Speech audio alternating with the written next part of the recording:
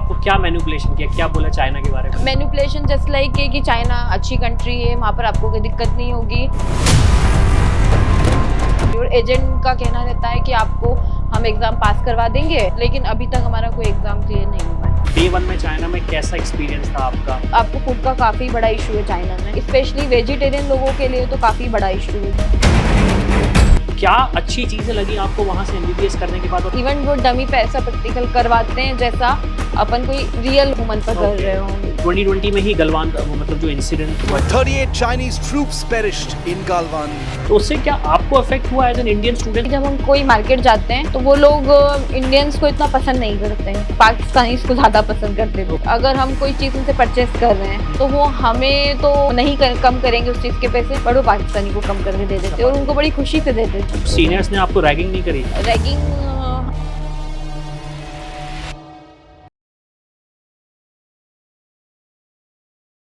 Hello everyone, I am Avinash and एक और video के साथ हम आ चुके हैं। Again the awareness part of it कि बहुत ज़्यादा कन्फ्यूजन होता है स्टूडेंट्स से पेरेंट्स को। अगर हम अब्रॉड की बात करें एमबीबीएस करने की तो बहुत कन्फ्यूजन होता है। We are sitting with doctor Uzma today. वो अपनी सारी जर्नी बताने वाली हैं कि कैसे उन्होंने डिसाइड किया कि उन्हें वहाँ से अगर एमबीबीएस करना है तो क्यों करना है, क्या रीज़न रहे थे, और जो छोटी मोटी चैलेंजेस आते हैं एज अ स्टूडेंट जो अब्रॉड में पढ़ रहा है और वापस इंडिया आके पढ़ाई करना चाहता है या फिर प्रैक्टिस करना चाहता है, तो क्या चैलेंजेस होते हैं, सारी चीज़ जानते हैं। तो doctor Usma, let us know about yourself. आपकी जर्नी कैसे रही? हाउ डिड यू डिसाइड कि आपको एमबीबीएस करना है और चाइना से क्यों करना है? बेसिकली सर मेरा जो पास आउट था वो 2015 का था। मैंने 2015 में 12th पास किया था। उसके बाद मुझे अपने मतलब दिल में था कि मुझे एमबीबीएस करना है, बट मेरी घर से ऐसी सिचुएशन नहीं बन पा रही थी कि मैं जाऊँ नीट का कोचिंग करूँ। तो मैंने पहले तो इंजीनियरिंग, मेरा 12th में मैथ्स प्लस बायो था। अच्छा। तो मैंने इंजीनियरिंग में एडमिशन ले लिया था, बट मुझे मेरे दिल में कहीं ना कहीं था कि मुझे एमबीबीएस करना है। तो उसके बाद मैंने इंजीनियरिंग में ड्रॉप आउट कर दिया 1 मंथ के बाद, एंड देन मैंने नीट का कोचिंग किया इंदौर से। तो नीट की कोचिंग करने में मेरे इतने मार्क्स नहीं थे, मैं काफ़ी कंफ्यूज ही चल रही थी कि मैं क्या करूं, क्या पता मेरा सिलेक्शन होगा कि नहीं होगा, क्या होगा। तो मुझे बीडीएस कॉलेज मिल रहा है, बीएमएस मिल रहा है, बीएचएमएस मिल रहा है, प्राइवेट एमबीबीएस मिल रहा है, बट प्राइवेट का आपको तो पता है इंडिया में काफ़ी ज़्यादा एक्सपेंसेस आता है। एक मिडिल क्लास फैमिली के लिए काफ़ी हार्ड होता है, मुश्किल होता है। तो अब्रॉड मुझे एक अच्छा ऑप्शन दिखा। तो आफ्टर 2 to 3 ड्रॉप्स मैंने अब्रॉड जाने का सोचा। मेरा क्वेश्चन यहाँ पे ये है कि लाइक अगेन एक चैलेंज ये आता है कि अगर हमें इंडिया से एमबीबीएस नहीं मिल रहा तो स्टूडेंट्स या तो बीडीएस की तरफ बढ़ते हैं, आईएलटीएस कोर्सेज की तरफ बढ़ते हैं। अब अब्रॉड की अगर बात करें, specially being a female student, और आप ऐसा तो है नहीं टियर 1 शहर जैसे भोपाल इंदौर से आ रहे हो, you are coming from a tier 3 kind of small town. हाँ, स्मॉल टाउन ही बोलूंगा मैं एग्जैक्टली। तो क्या पेरेंट्स पर all onboarded with you कि ठीक है आप जा रहे हो और विदेश जा रहे हो पढ़ाई करने और चाइना जैसे देश में जा रहे हो जिसके रिलेशन इंडिया से अभी तो हालांकि इतने अच्छे नहीं लेकिन पहले भी अच्छे नहीं थे, तो what was the thought process there? Basically sir ये है ना, ये सारी प्रोसेस जब भी कोई स्टूडेंट अब्रॉड जाता है तो उसकी सारी प्रोसेस एजेंट्स के थ्रू चलती है। इन चीज़ों में जो कंसल्टेंसी वाले होते हैं वो काफ़ी बड़ा रोल, मेजर रोल प्ले करते हैं। वही डिसाइड करते हैं और वो स्टूडेंट को काफ़ी हद तक मैनिपुलेट करते हैं कि आप ये कंट्री चले जाइए, काफ़ी अच्छी है, क्योंकि उन लोगों का तो कमीशन रहता है कॉलेजेस से। आप ज़्यादा स्टूडेंट लाएंगे तो आपको ज़्यादा बेनिफिट मिलेगा। तो स्टूडेंट्स कंसल्टेंसी के चक्कर में फंसकर सही कंट्री डिसाइड नहीं कर पाते हैं। यही सेम चीज़ मेरे साथ भी हुई है सर। अच्छा, तो आपको क्या मैनिपुलेशन किया, क्या बोला चाइना के बारे में? मैनिपुलेशन जस्ट लाइक कि चाइना अच्छी कंट्री है, वहाँ पर आपको कोई दिक्कत नहीं होगी। उसके मतलब जाने के बाद पता चल रहा है मुझे कि वहाँ पर मुझे लैंग्वेज का काफ़ी बड़ा इशू है, जिसका कंसिक्वेंस मुझे फेस अभी तक करना पड़ रहा है।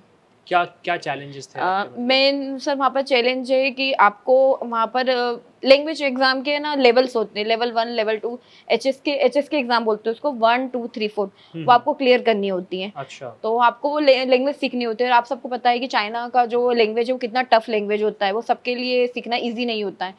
तो उसको जब तक वो एग्जाम क्लियर नहीं होगी तब तक आपको डिग्री नहीं मिलेगी। अच्छा। हाँ, उसका ये है। और मेरी यूनिवर्सिटी में तो ये था कि आपको HSK4 क्लियर करना है, जब तक आप क्लियर नहीं करोगे आपको डिग्री नहीं मिलेगी, और मेरा HSK4 अभी तक भी क्लियर नहीं है। तो उसलिए मैं काफ़ी ज़्यादा मतलब परेशान चल रही हूँ, और एजेंट का कहना रहता है कि आपको हम एग्ज़ाम पास करवा देंगे, कोई दिक्कत नहीं है हम, लेकिन अभी तक हमारा कोई एग्ज़ाम क्लियर नहीं हुआ है। ओके, तो ये मतलब सबसे बड़ा इशू बेसिकली है। अगर आप चाइना जाते हो तो आपको 4 level of exam level clear करने और पड़ेंगे? अब तो HSK 5 हो गया स्टूडेंट्स के लिए, आपको HSK 5 क्लियर करना है। अच्छा, ओके। तो लाइफ कैसे बदली, मतलब आप इंडिया में थे, पढ़ाई कर रहे थे, फिर एकदम से चाइना जाते हो, तो डे वन में चाइना में कैसा एक्सपीरियंस था आपका बीइंग एन इंडियन स्टूडेंट जिसको स्पेशली वहाँ की लोकल लैंग्वेज नहीं आती, नहीं क्योंकि आती। मेरे हिसाब से मैंड्रिन है। हाँ मैंडेटरी। तो फिर क्या आपने मतलब लैंग्वेज सीखने की कोशिश करी, कैसे कम्युनिकेट किया अपने day to day life sir को? डे 1 तो काफी वर्स्ट एक्सपीरियंस रहा था। क्यों? एक तो फैमिली से दूर आते हैं तो ओके। काफी बुरा लगता है। इवन और जो स्मॉल टाउन के स्टूडेंट्स होते हैं उन्हें इतनी अवेयरनेस नहीं होती है कंपेयर टू Tier 1 या Tier 2 cities like Delhi, Bombay. वो काफी अवेयरनेस वाले स्टूडेंट्स होते हैं, तो काफी वर्स्ट था एक्सपीरियंस वहाँ पर। आपको फूड नहीं मिलेगा, सब आपको फूड का काफी बड़ा इशू है चाइना में। अच्छा। स्पेशली वेजिटेरियन लोगों के लिए तो काफी बड़ा इशू है, जो Okay. वेजिटेरियन है। नॉन वेज वालों को तो फिर भी एक ऑप्शन मिल जाएगा, बट वेज वालों को नहीं है ऑप्शन। तो एक वो था कि फर्स्ट डे हमें फूड ही नहीं मिल रहा है, ओके। एंड देन उसके बाद में हम बाहर जाएं तो हमारे लिए एकदम न्यू फेस दिख रहे हैं जिससे हम बात भी नहीं कर पा रहे क्योंकि उनका लैंग्वेज अलग है। तो हम लोगों को जब वहाँ पर टाइम हुआ तब वहाँ पर जो हमारे सीनियर स्टूडेंट्स या जो पहले से रह रहे थे उन्होंने हेल्प की। उन्होंने कुछ ऐप सजेस्ट किए कि आप ये ऐप यूज़ करिए, ऐप के थ्रू आप ट्रांसलेट कीजिए और फिर मतलब कनेक्ट करिए वहाँ की लोकल पीपल्स से। ओके, तो मतलब काफी डिफिकल्ट होगा फिर आपके लिए। डिफिकल्ट जर्नी रही तो फिर थी। फोकस कैसे किया आपने पढ़ाई पे? सर धीरे धीरे रहते रहते आप एडजस्ट हो जाते हैं। अच्छा। तो बस वही हुआ कि धीरे धीरे एडजस्ट। तो सीनियर्स ने आपको रैगिंग नहीं करी? रैगिंग हमारे बेसिकली हम लोग 2 बैच में गए थे। अच्छा। तो हम लोग नवंबर में गए थे और उसके पहले एक सितंबर में भेज गया था। तो उन लोगों की काफ़ी रैगिंग हुई थी। फिर उन्होंने कॉलेज में कंप्लेंट वगैरह की। अच्छा। तो रैगिंग को फिर थोड़ा कॉलेज वालों ने स्ट्रिक्ट एक्शन लिया। अच्छा। तो फिर उसके बाद हम लोगों की तो नहीं हुई। ओके, नहीं हुई। चलिए ठीक है, आपने एमबीबीएस किया चाइना से, ओके। तो क्या अच्छी चीज़ें लगी आपको वहाँ से एमबीबीएस करने के बाद, और क्या खराब चीज़ें लगी apart from the language issue? Okay. अच्छी चीज़ में गर्ल सेफ्टी। अच्छा, गर्ल आप safety. Girl safety I think China से कोई ऐसी कंट्री नहीं होगी हाँ, okay. जो जितनी चाइना में। हम्म। हम लोग रात में भी निकलते थे, ऐसा नहीं कि नहीं निकलते थे। और गर्ल्स की सेफ्टी वहाँ पर मतलब मैं गारंटी के साथ कह सकती हूँ कि वहाँ पर किसी लड़की को कोई भी दिक्कत कभी हो ही नहीं सकती। ओके। इतना सेफ है चाइना गर्ल्स के लिए। अगर कोई लड़की वहाँ पर अकेले भी सर्वाइव करना चाहे तो वो इजिली कर सकती है। ओके। उससे इसमें कोई इशू नहीं होगा गर्ल सेफ्टी में। एंड देन सेकेंड, एक्सपेंसेस, जो आपका एक्सपेंसेस होता है वो काफ़ी चीप है कंपेयर टू इंडिया या अदर अच्छा। कंट्री।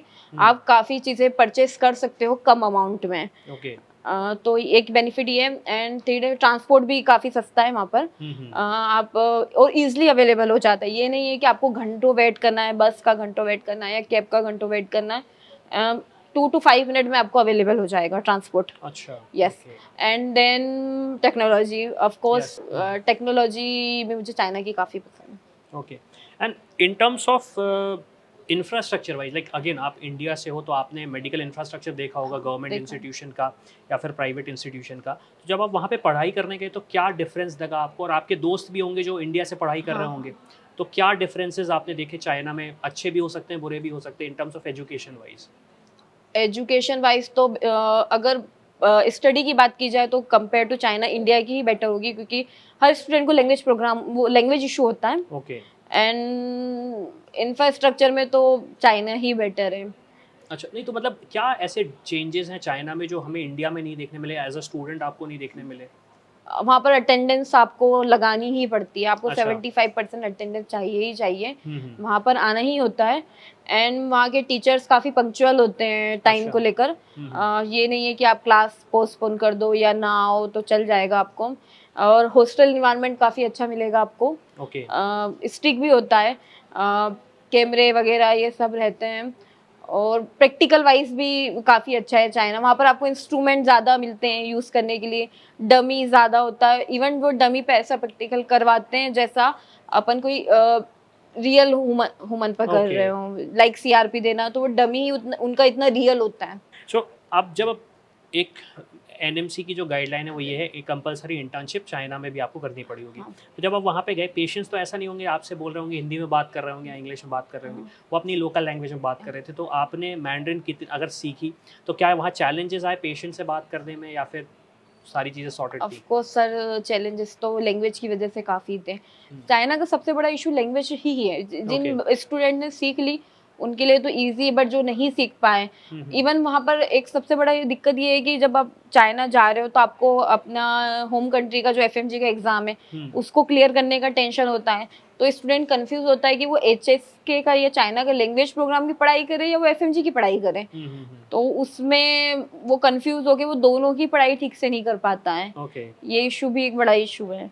सो बेसिकली मतलब ये है कि वहाँ पे आपको इतने मल्टीपल एग्जाम्स देने पड़े। ऑब्वियसली बात है, पढ़ाई के एग्जाम्स होंगे, फिर लैंग्वेज के एग्जाम, हाँ, फिर एफएमजी का भी सेमेस्टर वाइज एग्जाम्स होते थे हम लोगों के।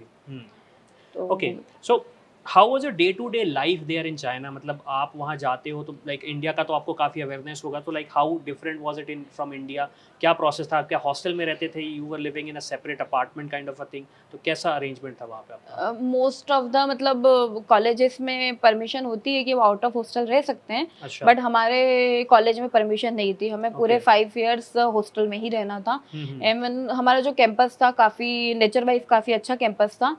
तो ऑल चीज़ें कैंपस में ही अवेलेबल थी, लाइक क्लासरूम्स, हॉस्पिटल कैंपस में ही अवेलेबल था। अच्छा, सारी चीज़ आपको अवेलेबल थी, तो कहीं और बाहर नहीं जाना टाइमिंग भी एज इट इज़ इंडिया जैसा होता था, 8 to 5। अच्छा। कभी कभी इवनिंग क्लासें भी लगती थी, 7 to 10 इस टाइप की, प्रैक्टिकल्स एग्जाम वगैरह ये सब के लिए। ओके, तो आपने फिर क्या चाइना आउटसाइड एक्सप्लोर किया या नहीं कर पाए आप? किया है सर। कहाँ कहाँ किया आपने? हम लोगों ने वुहान एक्सप्लोर किया है। अच्छा। और शियान भी एक्सप्लोर किया है। Okay. और जो चाइना की एंसेस्ट सिटी है वो की एक्सप्लोर। ओके, सो वुहान आपने नाम लिया जो कि काफ़ी फेमस वर्ड हो चुका है।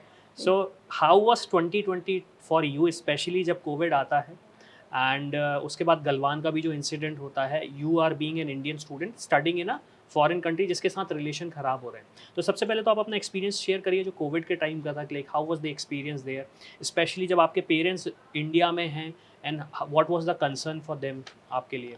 सर हम लोग उस टाइम हमारा विंटर वेकेशन लगा था। अच्छा। तो हम लोग चाइना से आ चुके थे विंटर वेकेशन के लिए। हम लोग आए थे 1 मंथ के लिए। ओके। बट जैसे ही कोविड का पता चला तो हमारी फ्लाइट्स कैंसिल हो गई, उसके बाद हम चाइना जा ही नहीं पाए। तो हमारी यूनिवर्सिटी को हमने काफ़ी रिक्वेस्ट किया कि मैम अब तो कोविड का इफेक्ट इतना नहीं है, तो आप हमें क्यों नहीं बुला रहे हो, हमारी ऑनलाइन क्लासेस चल रही हैं, आप हम लोगों का सोचो।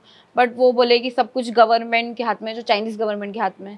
तो उन्होंने हमें काफ़ी टाइम बाद बुलाया, ऑलमोस्ट 2 इयर्स के बाद बुलाया। अच्छा, तो आप 2022 में वापस गए चाइना, उस टाइम तक मतलब आप ऑनलाइन स्टडीज़ कर रहे थे? ऑनलाइन स्टडीज़ किया हम लोगों ने। ओके, तो मतलब आप इंडिया में आ चुके थे? आ चुके थे हम लोग। और उसके बाद अगेन सेकंड चीज़ मैं ये भी जानना चाहूँगा कि जो 2020 में ही गलवान का वो मतलब जो इंसिडेंट हुआ जिसकी वजह से चाइना इंडिया के रिलेशन ख़राब हुए, तो उससे क्या आपको अफेक्ट हुआ as an Indian student, especially जब आप एक ऐसी कंट्री में हैं जिसके साथ ही रिलेशन ख़राब हो रहा है इंडिया का? सर यूनिवर्सिटी में तो नहीं हुआ, बट आउट ऑफ यूनिवर्सिटी जब हम कोई मार्केट जाते हैं तो वो लोग इंडियंस को इतना पसंद नहीं करते हैं। अच्छा। जस्ट लाइक वो पाकिस्तानी को ज़्यादा पसंद करते थे। Okay, they prefer Pakistan. जी प्रेफर पाकिस्तानी। अच्छा, तो आपने पाकिस्तानी बोला, तो लाइक क्या डाइवर्सिफिकेशन था आपकी? डाइवर्सिफिकेशन मीन्स अगर हम कोई चीज़ उनसे परचेस कर रहे हैं तो वो हमें तो नहीं कम करेंगे उस चीज़ के पैसे, बट वो पाकिस्तानी को कम करके दे देते और उनको बड़ी खुशी से दे देते हैं। हम लोगों को मना कर देते थे, नहीं इतने में ही मिलेगा, इससे कम में नहीं मिलेगा। ओके।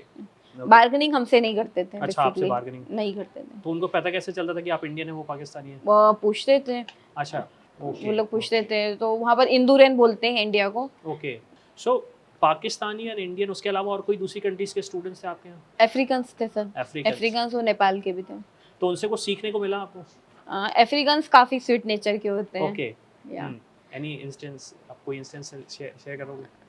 सर उन लोगों ने हमें मतलब इनवाइट भी किया था खाने पर, और हमने उनके साथ में रील्स वगैरह भी बनाई हैं। ओके, मतलब you have enjoyed a lot. हाँ, एंजॉय। चलो ठीक है, let's leave China, let's come back to India. तो आपने एक बार अपना एजुकेशन कंप्लीट किया, अब आप इंडिया आते हो और you hit with a reality कि आपने 6 साल अपनी एजुकेशन वहाँ पे किया, जो भी खर्चा हुआ वो कंप्लीट किया, अब आपको 1 साल इंटर्नशिप यहाँ पे देना है। तो सबसे बड़ा बॉटलनेक आता है एफएमजी का। तो what exactly is FMG in students के लिए जो या तो अब्रॉड से करने का सोच रहे हैं या फिर एमबीबी मतलब सोच रहे हैं, thinking about MBBS from abroad, what is FMG exactly? Sir FMG exam tough तो है, just like a NEET PG. अब उसका जो एग्ज़ाम का लेवल है वो टफ होता जा रहा है। पहले क्या होता था, पहले पासिंग परसेंटेज इतना नहीं था एफएमजी का। धीरे धीरे बच्चों में अवेयरनेस बढ़ा है, कोचिंग क्लासेस बढ़ी हैं, ऑनलाइन प्लेटफॉर्म्स बने हैं, तो पासिंग परसेंटेज एफएमजी का काफ़ी बढ़ गया है और शुरू से स्टूडेंट्स काफ़ी मेहनत करने लगे हैं।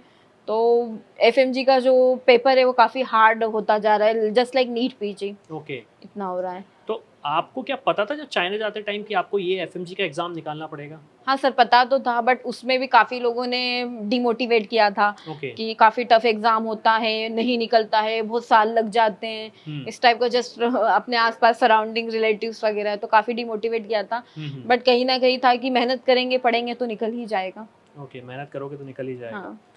फिर उसके बाद आपने एफएमजी का एग्जाम दिया। अब एफएमजी एग्जाम देने के बाद आपको 1 साल की इंटर्नशिप करनी पड़ी। तो हाउ वाज द प्रोसेस, मतलब आपको कैसे वो एक इंस्टीट्यूशन अलॉट हुआ जहाँ पे जाके आप इंटर्नशिप कर रहे हो? क्या वो आपको डायरेक्टली मिला या फिर किसी का रिकमेंडेशन के थ्रू मिला, या फिर कोई प्रोसेस होती है जो मतलब स्टूडेंट्स को फॉलो करनी पड़ती है? एफएमजी एग्ज़ाम का रिजल्ट आने के बाद में हम लोगों को वेट करना होता है। नेशनल बोर्ड ऑफ एग्जामिनेशन जो एनबी एफएमजी का एग्ज़ाम कंडक्ट करता है, तो वो एक डेट देता है। उस डेट पे हमें अपने डॉक्यूमेंट्स लेके पासिंग सर्टिफिकेट होता है वो कलेक्ट करना होता है। वो पासिंग सर्टिफिकेट हमारे लिए मस्ट इम्पोर्टेंट होता है। अगर वो अच्छा। सर्टिफिकेट हमारे पास नहीं होगा तो हम एफएमजी का एग्ज़ाम पास नहीं माने जाएंगे। तो सबसे पहले हमें वो एग्ज़ाम क्लियर सर्टिफिकेट कलेक्ट करना होता है। कलेक्ट करने के बाद में हर स्टेट अपनी अपनी डेट पर काउंसलिंग अलॉट करती है कि हम इतने तारीख को काउंसलिंग स्टार्ट कर रहे हैं। फिर आपको काउंसलिंग के लिए पूरा फॉर्म फुलफिल करना होता है, ऑनलाइन ही फुलफिल करना होता है। फिर ऑनलाइन आपका मेरिट लिस्ट निकलता है। वो लोग कॉलेज की सीट्स निकालते हैं कि ये कॉलेज में हम इतनी सीट दे रहे हैं, ये कॉलेज में इतनी सीट दे रहे हैं। यहाँ पर एमपीएमसी थोड़ा सा करता है कि वो 2 ग्रुप में कॉलेज डिवाइड कर देता है। अच्छा। Group A, group B. और वो क्या करता है, ग्रुप बी में थोड़े एमपी के रेपुटेड कॉलेज डाल देता है, जस्ट लाइक जीएमसी हो गया या इंदौर का एमजीएम हो गया, अरविंदो हो गया, पीपल्स वगैरह सब कॉलेज डाल देता है। और जो ग्रुप बी में डालता है, जो ए होता है, उसमें सारे न्यू कॉलेज जो रिसेंटली ओपन हुए हैं, जो मतलब उसमें ऐड नहीं हाँ ऐड नहीं हुए, वो डालता है। और वो उसमें सीटें बढ़ा के एक ही बार काउंसलिंग होती है, आपको सेकंड चांस नहीं मिलता है। अच्छा, आपको एक ही बार में अगर जो कॉलेज अलॉट हुआ है आपको लेना पड़ेगा। अगर नहीं लेते हो तो फिर आपको नेक्स्ट 6 मंथ का वेट करना पड़ेगा। ओके। हाँ, तो उस प्रोसेस में क्या ऐसा हो सकता है कि जैसे मान लीजिए 100 स्टूडेंट्स अपीयर हो रहे हैं जी, 100 स्टूडेंट्स को सीट अलॉट होनी थी, तो ऐसा कोई स्टूडेंट जो मिस आउट हो जाए कि नहीं आपको सीट अलॉट नहीं हुई? ऑलमोस्ट सर ये लोग सबको सीटें अलॉट कर देते हैं। और अगर इन्हें दिखता है कि इनकी सीटें कम है और स्टूडेंट्स ज़्यादा हैं तो ये अपनी सीटें बढ़ा देते हैं। अच्छा, सीट बढ़ा देते हैं। अगर 50 सीट्स निकाली उन्होंने तो ये फिर से लिस्ट निकाल के उसमें सीटें 100 कर देते हैं। अच्छा, मतलब सीट्स इंक्रीज हो जाती है। तो ऐसा नहीं है कि स्टूडेंट मिस आउट हो जाएंगे अपॉर्चुनिटीज? नहीं। और बाहर से स्टूडेंट ज़्यादा आ रहे हैं एमपी में इंटर्नशिप करने के लिए। अच्छा। Haryana, Rajasthan, UP and south से। क्या रीजन है उसका? इसका रीज़न ये है कि एमपी में काउंसलिंग बहुत जल्दी स्टार्ट होता है कंपेयर टू अदर स्टेट। तो जितनी जल्दी आपकी इंटर्नशिप स्टार्ट होगा उतनी जल्दी आप पीजी के लिए अपेयर होगे, फर्स्ट रीज़न ये। और उनके स्टेट में बहुत लेट स्टार्ट होता है तो उनके 4-5 महीने वेस्ट हो जाते हैं। एंड एक और रीज़न ये है कि वहाँ पर बहुत सी स्टेट्स में 2 ईयर 3 ईयर का इंटर्नशिप कंपलसरी कर दिया है। आपने भली 5 साल किया हो या ना किया हो, वो लोग कुछ नहीं देख रहे हैं। तो एमपी में इस चीज़ का बेनिफिट दे रहे हैं स्टूडेंट्स को। और सबसे बड़ा बेनिफिट है कि एमपी में काउंसलिंग जल्दी स्टार्ट हो रहा है। जो अभी नीट पीजी का गाइडलाइन आया है उसमें है कि 31 जुलाई से पहले आपका इंटर्नशिप खत्म होना चाहिए, तब आप 25 का पीजी दे सकते हो।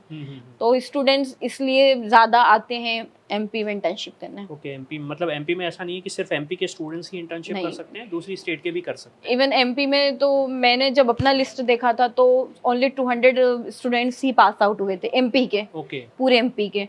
और अदर स्टेट की मिला के 500 to 600 स्टूडेंट्स की लिस्ट थी। ओके। सो आपने फिर इंटर्नशिप लिया, अब आप एक इंस्टीट्यूशन में जाते हो। अब वहाँ पे जाते हो तो क्या ऐसा लगता है आपको कि आप क्योंकि अब्रॉड से करके आए हो तो कोई डिफरेंशिएशन आपको बोला जा रहा है कि लाइक ओके आपने बाहर से किया या फिर आपने ऐसा किया, ऐसा कोई फेस किया आपने? यस सर, ये तो हमने काफ़ी फेस किया है। ओके, फेस किया। डिफरेंशिएशन पहले तो वो लोग एक्सटर्न बोलते हैं। अच्छा। वी आर इंटर्न्स, बट उनका एक्सटर्न बोलेंगे वो। ओके। अब मैं एक्सटर्न का टर्म नहीं समझ पाई, व्हाट इज एक्सटर्न। क्योंकि इंटर्नशिप में जो इंटर्नशिप करा वो इंटर्न हुआ है, तो वो सब लोग एक्सटर्न बोलते हैं कि आप लोग एक्सटर्न हो। और उनके स्टूडेंट को बोलते हैं इंटर्न। ओके। और एफएमजी को थोड़ा सा नेग्लेक्ट करते हैं। अच्छा, मतलब ये स्टूडेंट्स का ही एक माइंड में बन गया हाँ, है माइंड में कि इन लोगों को कुछ नहीं आता है, ये लोग कुछ पढ़कर नहीं आते हैं। अच्छा, तो मतलब उनको ऐसा लगता है कि क्योंकि हम मतलब इंडिया से ही कर रहे हैं तो हमें ज़्यादा बनता है कंपेयर टू जो बाहर से पढ़ के आ रहे हैं। बाहर से पढ़ के आते हैं। ठीक है। तो अब मेरा क्वेश्चन आपसे यही है कि like you are an FMG, आपने एग्जाम क्लियर कर लिया, यू आर डूइंग इंटर्नशिप आप कर रहे हो, जो एनएमसी के गाइडलाइंस हैं, डू यू बिलीव कि वो अच्छे मतलब ठीक हैं, स्पेशली जो अब्रॉड से करके आ रहे हैं, या फिर as a student you feel कि कुछ रिलैक्सेशन होना चाहिए जिससे आपको भी बेनिफिट मिले उस चीज़ का, और आपका जो ड्यूरेशन 6 ईयर से 7 ईयर हो गया है उसमें कुछ डिफरेंस हो जाता आपके लिए? एनएमसी ने सबसे पहले तो रिलैक्सेशन देना चाहिए इंटर्नशिप को लेकर। अब उन्होंने कंपलसरी कर दिया है कि आप जिस कंट्री से एमबीबीएस कर रहे हो वहाँ से आप इंटर्नशिप करो। तो ये तो पॉसिबल नहीं है क्योंकि इंडिया में इंटर्नशिप ज़्यादा बेटर है। और एनएमसी ने अभी हम लोगों का चल ही रहा है कि आपको जिनका ऑनलाइन एग्ज़ाम हुआ है, यूक्रेन के स्टूडेंट को भी काफ़ी दिक्कतें फेस करनी पड़ी थी वॉर की वजह से, और चाइना वालों को भी करनी पड़ी थी। तो एनएमसी कह रहा है आप 3 साल का इंटर्नशिप करो। तो इसको लेकर भी काफ़ी दिक्कतें हो रही हैं। और अभी एनएमसी का एक नया गाइडलाइन है कि जिस कंट्री से आप एमबीबीएस कर रहे हो वहाँ का आप लाइसेंस भी लो। तो ये भी थोड़ा पॉसिबिलिटी कम दिख रही है। अच्छा, तो ये सब चीज़ें तो मतलब हैं। ऐसे चैलेंजेस आप फेस करें तो आपको मतलब कैसा लगता है कि मतलब इतने पहले आपने नीट का एग्जाम दिया, फिर आप चाइना जाते हो, इतने मल्टीपल एग्जाम्स देते हो, और हाँ, उन एनएमसी ने देखना चाहिए, बच्चे स्टूडेंट भी तो इंडियन है, पढ़ के बाहर से आ रहे हैं, बट है तो इंडिया के स्टूडेंट्स ना, आपकी ही कंट्री के बच्चे हैं। बट एनएमसी इतना नहीं सोचती, वो भी नेग्लेक्ट ही करती है एफएमजीज को, और वो कोशिश करती है कि जितने से जितना ज़्यादा टफ किया जाए, ज़्यादा से ज़्यादा। वो नहीं चाहती कि बच्चे ज़्यादा अब्रॉड जाएं, कम से कम ही जाए, इसलिए वो उसको टफ बना रही है। सो एक चीज़ और ये पूछना चाहूँगा उसमें, मतलब यूजुअली एक चीज़ होती है कि एफएमजी पासिंग रेशो यूजुअली 20% रहता है अब्रॉड के, एवरेज हर कंट्री का, हर कॉलेज का। अब क्योंकि आप वहाँ से पढ़ के आए हो, तो what is the reason behind कि वो 20% रहता है? क्या वहाँ टीचर पढ़ाते नहीं है, स्टूडेंट्स पढ़ते नहीं है? What is the reason behind that? Sir सबसे फर्स्ट रीज़न तो मुझे अवेयरनेस का लगता है। स्टूडेंट्स को इंडिया में पता होता है कि उसे क्या पढ़ना है। वो अब्रॉड चला जाता है, उसको वहाँ की सेमेस्टर एग्जाम्स क्लियर करनी होती है। उसके बाद में थोड़ा एक स्टूडेंट बाहर जाता है तो उसे रहता है कि थोड़ा कंट्री घूम ले, एंजॉय कर ले, ये कर ले। उसमें भी स्टूडेंट्स थोड़ा सा लेक हो जाते हैं।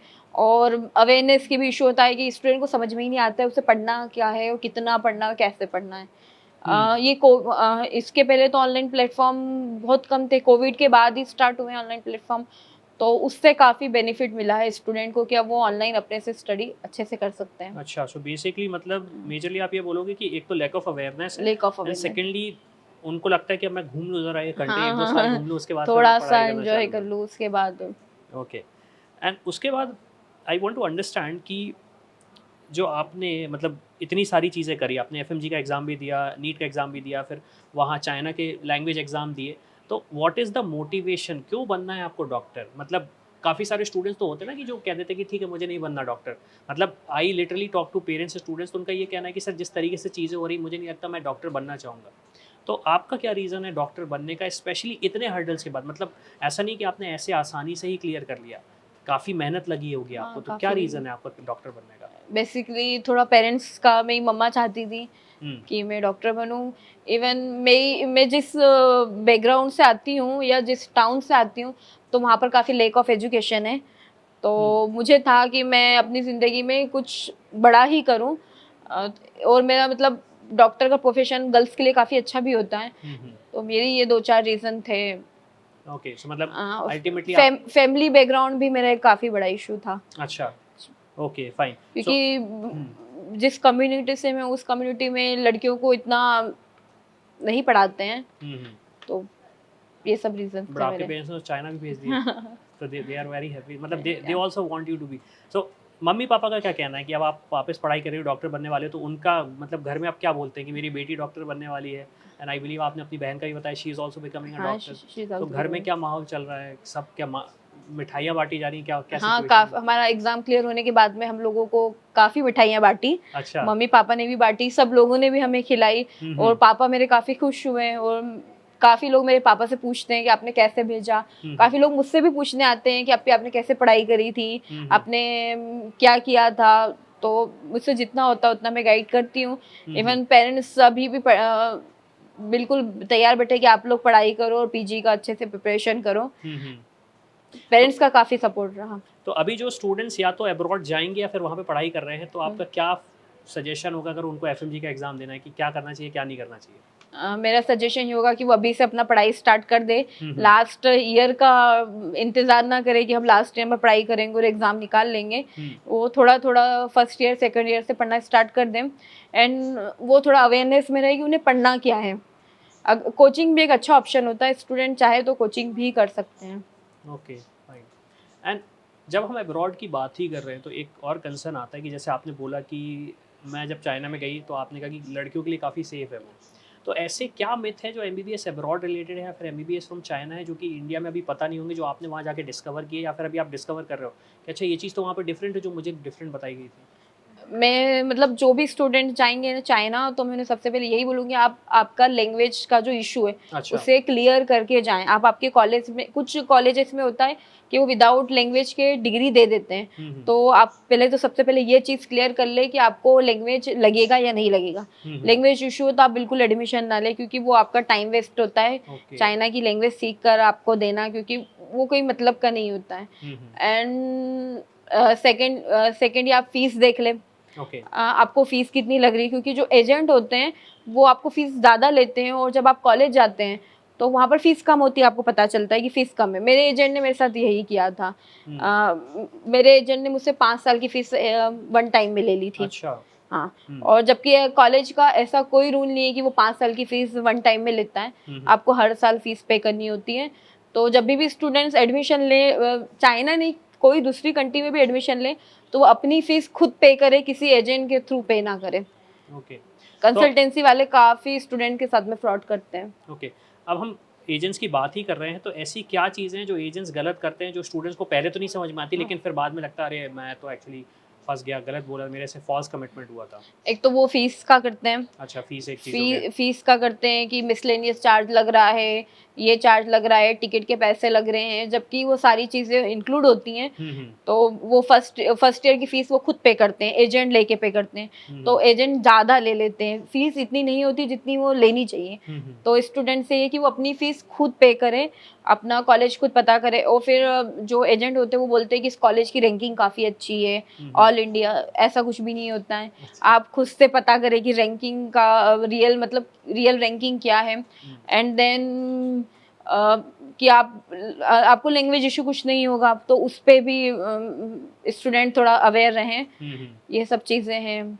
और एजेंट की बातों में बिल्कुल ना है, वो तो बिल्कुल 100% ऐसे तैयार रहते हैं कि आप बस हमारे थ्रू एडमिशन ले लो। एक कंसल्टेंसी पे ना जाए, कम से कम 4-5 पे पता करें। ओके। आप किसी स्टूडेंट को देखिए, इंडिया में सिचुएशन आपको पता ही है, कट ऑफ गवर्नमेंट के लिए ज़्यादा जाता है, प्राइवेट कॉलेज का सिचुएशन आपको भी पता है। तो क्या आप किसी को सजेस्ट करोगे चाइना जाके एमबीबीएस करने का? Question number 1। If not China तो क्या एमबीबीएस अब्रॉड करने का आप सजेशन दोगे उन्हें, या फिर उन्हें ड्रॉप लेना चाहिए और फिर तैयारी करनी चाहिए गवर्नमेंट या प्राइवेट की? ड्रॉप तो ज़्यादा नहीं लेना चाहिए, क्योंकि एज सच मेरे काफ़ी ड्रॉप हो चुके थे, मेरा काफ़ी टाइम वेस्ट हुआ है। मेरी जो सिस्टर हैं उनका डायरेक्ट 12th के बाद एडमिशन है। अच्छा। तो उसका कोई टाइम वगैरह नहीं खराब हुआ। अगर आपको अब्रॉड जाना है तो आप 12th के बाद चले जाइए, ताकि आपका टाइम खराब ना हो, आपका टाइम पे आपका एमबीबीएस कंप्लीट हो जाए। लेकिन जिन लोगों को ड्रॉप लेना है तो 11th से ही प्रिपेयरिंग स्टार्ट कर दे तो ज़्यादा बेटर होगा। और चाइना तो मैं सजेस्ट नहीं करूँगी। हाँ, लेकिन मैं जॉर्जिया, मॉरिशस और रशिया ये ज़रूर सजेस्ट करूँगी। अच्छा, ये other काफ़ी countries आप अदर सबसे- कंट्रीज सजेस्ट करूँगी। चाइना सिर्फ लैंग्वेज के बेसिस पे या कुछ और भी रीज़न है आप? लैंग्वेज। अच्छा, और जो सेकंड चीज़ आपने बताया कि पार्शियलिटी होती है इंडियन स्टूडेंट्स के साथ, वो हाँ। भी एक रीज़न होगा।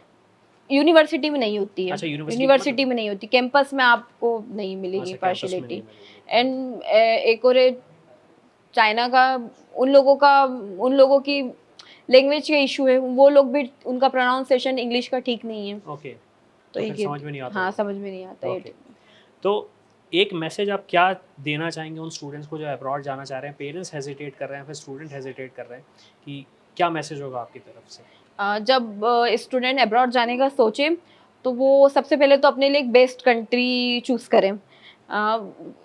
कंसल्टेंसी वालों की बातों में बिल्कुल ना आए, खुद से सेल्फ हर चीज़ क्लियर करें, खुद से चेक करें कि किस कॉलेज की कितनी फ़ीस है, ज़्यादा फीस दे के अपने मनी भी वेस्ट ना करें। एंड एग्ज़ाम, जो एफएमजी का एग्ज़ाम होता है उसके लिए प्रिपेयर रहें कि हाँ हमें ये एग्ज़ाम देना है, और फर्स्ट ईयर से ही उसकी प्रिपरेशन स्टार्ट कर दें कि हाँ हमें इसको एग्ज़ाम को फर्स्ट ईयर से ही इसके लिए पढ़ना है। तो स्टूडेंट्स की जर्नी काफ़ी ईजी हो जाएगी। ओके, सो लास्ट क्वेश्चन मेरा ये है कि अगर कोई ऐसे पेरेंट्स हैं या एक ऐसी लड़की जो डॉक्टर बनना चाहती है लेकिन वो उनको सपोर्ट नहीं करते हैं या फिर नहीं करना चाह रहे, तो उनके लिए आप क्या बोलना चाहोगे? अगर आपकी जो डॉटर है, आपकी बेटी है, अगर वो बनना चाहती है तो आप एक बार उस पर बिलीव करिए, क्योंकि जो ट्रस्ट होता है वो काफ़ी बड़ी चीज़ होती है। और पेरेंट्स को अपनी बेटी पर अगर ट्रस्ट नहीं करेंगे तो अपने पैरों पे कैसे खड़े होगी। और सेल्फ इंडिपेंडेंसी सबसे बड़ी नीड हो गई है एक लड़की के लिए, क्योंकि जब तक वो सेल्फ इंडिपेंडेंस नहीं होगी तब तक वो अपने आप को सेफ फील ही नहीं करेगी और वो किसी पे डिपेंड होगी, जो आज की जनरेशन के लिए काफ़ी टफ है, सरवाइव करना ही काफ़ी टफ है। तो मेरा यही है कि आप भेजें और अपनी लड़की पे ट्रस्ट करें। और आपको तो मतलब पता ही है कि लड़कियां ज़्यादा अच्छे से पढ़ाई करती कंपेयर टू बॉयज़। तो आपकी अगर लड़की को भेजा है तो आपका एग्ज़ाम क्लियर करके ही रहेगी। ओके। एंड आपकी जर्नी में आपने बताया कि आपके फादर का कितना बड़ा रोल रहा मेरे था, फादर का काफ़ी मेजर रोल रहा है। तो आप क्या बोलना चाहेंगे उनको? मैं अपने फादर को अपने दिल से थैंक यू कहना चाहूँगी। अगर वो नहीं होते या वो अपना इतना बड़ा दिल नहीं रखते, क्योंकि सारे फादर लड़कियों पे बिग अमाउंट स्पेंड नहीं करते हैं। मेरे फादर ने अपना पूरा अमाउंट मेरी और मेरी सिस्टर पे स्पेंड किया। उन्होंने अपनी बहुत सारी चीज़ें थी जो कर सकते थे उनको सेक्रीफाइस किया, क्योंकि एक मिडिल क्लास फैमिली के लिए तो सारी चीज़ें अफोर्ड करना पॉसिबल नहीं होता है। तो उन्होंने अपनी काफ़ी चीज़ें सेक्रीफाइस की है मेरे और मेरी सिस्टर के लिए, और उन्होंने वो ही मनी हमारी एजुकेशन में लगाई है। Okay, so I am quite happy Usma कि आपके फादर ने आपको इतना सपोर्ट किया, एंड आई एम हैप्पी कि आपने इतनी सारी चीज़ें हमसे शेयर करी। होपफुली जो स्टूडेंट्स और पेरेंट्स देख रहे हैं आपके पास आएंगे एक दिन और आपसे मोटिवेट होकर वो भी डॉक्टर बनना चाहेंगे। और जिन लोगों ने आपको सपोर्ट नहीं किया था शुरू में, मेरा सजेशन आपसे यही रहेगा कि उनको फ्री कंसल्टेशन आप बिल्कुल मत देना, है ना, बिकॉज जिन्होंने आपको सपोर्ट किया आप उनके साथ ज़्यादा रहें तो अच्छा रहेगा। And any final thoughts for parents और स्टूडेंट्स? फाइनल थॉट्स तो यही रहेगा कि आप पे बिलीव रखिए। जब तक हम खुद पे बिलीव नहीं रखेंगे तो हम कोई काम नहीं कर पाएंगे। मैं भी स्मॉल टाउन गर्ल थी, मेरे लिए भी बाहर जाना रहना काफ़ी मुश्किल था, बट लर्निंग जो होती है वो एक्सपीरियंस से ही आती है। जब तक हम लर्न करना नहीं सीखेंगे तो हम आगे नहीं बढ़ पाएंगे। तो हमें कोई भी चीज़ एक्सपीरियंस करने के लिए कोशिश तो करनी ही पड़ेगी। अगर हम सोचें कि हम घर में रहकर आगे बढ़ जाए तो ये हमारे लिए पॉसिबल नहीं होगा। तो स्टूडेंट्स अब्रॉड के लिए काफ़ी कंफ्यूज होते हैं, बट अगर वो सही चीज़ों का अच्छे से रिसर्च करें और अवेयरनेस के साथ में काम करें तो उनके लिए इजी रहेगा। और एफएमजी का जो एग्ज़ाम होता है वो काफ़ी टफ तो होता जा रहा है, लेकिन जब स्टूडेंट्स नीट यूजी निकाल सकता है, नीट पीजी निकाल सकता है, तो एफएमजी का एग्ज़ाम क्यों नहीं निकल सकता है। और एफएमजी के एग्ज़ाम का एक प्लस पॉइंट है, माइनस मार्किंग नहीं होती है। तो ये आपके लिए काफ़ी बेनिफिशियल है कि उसमें माइनस मार्किंग नहीं है। वो पेपर तो नीट पीजी जैसा ही होता है, बट माइनस मार्किंग ना होने की वजह से आप बहुत ईजिली उसको अच्छे से निकाल सकते हो। आप मेहनत करेंगे तो आप ज़रूर निकाल लोगे। Thank you very much. Thank you.